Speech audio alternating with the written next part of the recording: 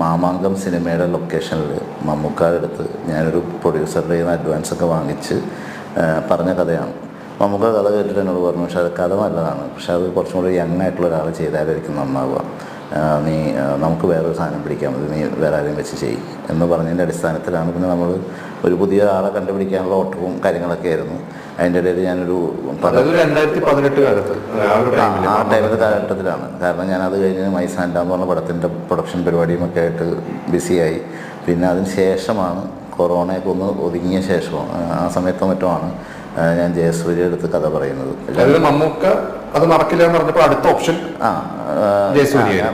പലതും നോക്കി. അത് ആ കഥ അത്യാവശ്യം എനിക്ക് തോന്നുന്നത് മലയാള സിനിമയിൽ ഒരുവിധം നടന്മാർക്കൊക്കെ അറിയാം, അതായത് പ്രത്യേകിച്ച് ഞാൻ സിനിമ ചെയ്ത നടന്മാർക്കൊക്കെ അറിയാം. ഞാൻ ജയസൂര്യ എടുത്ത് കഥ പറഞ്ഞു, ജയസൂര്യക്ക് ഇഷ്ടപ്പെട്ടു. ജയസൂര്യ ജോഷി സാറുമായിട്ട് സംസാരിച്ച് സാറും കേട്ടു.